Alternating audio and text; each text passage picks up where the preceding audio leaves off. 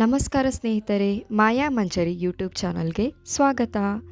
ಇಂದು ನಾವು ಜೈನ್ ಧರ್ಮದ ಮಹತ್ವದ ಚಿಹ್ನೆಯಾದ ಜೈನ್ ಧ್ವಜದ ಬಗ್ಗೆ ತಿಳಿದುಕೊಳ್ಳೋಣ ಹಾಗೂ ಅದರ ಬಣ್ಣಗಳ ಅರ್ಥಗಳನ್ನು ತಿಳಿದುಕೊಳ್ಳೋಣ. ಜೈನ್ ಧ್ವಜವು ಜೈನ ಧರ್ಮದ ಆಧ್ಯಾತ್ಮಿಕತೆಯನ್ನು ಪ್ರತಿಬಿಂಬಿಸುತ್ತದೆ. ಈ ಧ್ವಜದಲ್ಲಿ ಒಟ್ಟು 5 ಬಣ್ಣಗಳಿವೆ: ಕೆಂಪು, ಬಿಳಿ, ನೀಲಿ, ಹಳದಿ, ಹಸಿರು ಬಣ್ಣಗಳು.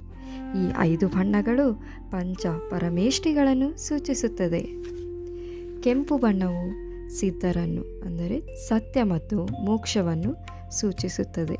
ಹಳದಿ ಬಣ್ಣವು ಆಚಾರ್ಯರನ್ನು ಅಂದರೆ ಅಚೌರ್ಯ, ಕಳ್ಳತನ ಮಾಡದಿರುವುದನ್ನು ಸೂಚಿಸುತ್ತದೆ. ಬಿಳಿ ಬಣ್ಣವು ಅರಿಹಂತರನ್ನು ಅಂದರೆ ಶಾಂತಿ ಮತ್ತು ಅಹಿಂಸೆಯನ್ನು ಸೂಚಿಸುತ್ತದೆ, ಹಿಂಸೆ ಮಾಡದಿರುವುದನ್ನು ಹೇಳುತ್ತದೆ. ಹಸಿರು ಬಣ್ಣವು ಉಪಾಧ್ಯಾಯರು ಅಂದರೆ ಗುರುಗಳನ್ನು, ಪರಿಶುದ್ಧತೆಯನ್ನು ಸೂಚಿಸುತ್ತದೆ. ನೀಲಿ ಬಣ್ಣವು ಸಾಧುಗಳನ್ನು ಅಂದರೆ ಅಪರಿಗ್ರಹ, ತ್ಯಾಗ ಮಾಡುವುದನ್ನು ಕಲಿಸುತ್ತದೆ. ಈ ಧ್ವಜವು ನಮಗೆ ಅಹಿಂಸಾ, ಸತ್ಯ, ಅಪರಿಗ್ರಹ ಎಂಬ ಮಹತ್ವದ ತತ್ವಗಳನ್ನು ಕಲಿಸುತ್ತದೆ. ದಿಗಂಬರರು ಮತ್ತು ಶ್ವೇತಾಂಬರರಾದ 2 ಜೈನ ಪಂಥಗಳು ಒಂದೇ ಧ್ವಜವನ್ನು ಬಳಸುತ್ತಾರೆ. ಇನ್ನು ಜೈನ ಧ್ವಜದ ಇತಿಹಾಸದ ಬಗ್ಗೆ ತಿಳಿದುಕೊಳ್ಳೋಣ ಬನ್ನಿ.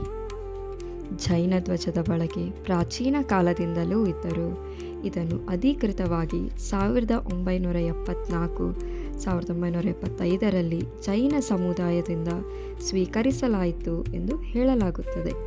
ಈ ಧ್ವಜವನ್ನು ವಿಶೇಷವಾಗಿ ಪರ್ಯುಷಣ ಮತ್ತು ಮಹಾವೀರ ಜಯಂತಿ ಹಬ್ಬಗಳಲ್ಲಿ ಹಾರಿಸಲಾಗುತ್ತದೆ.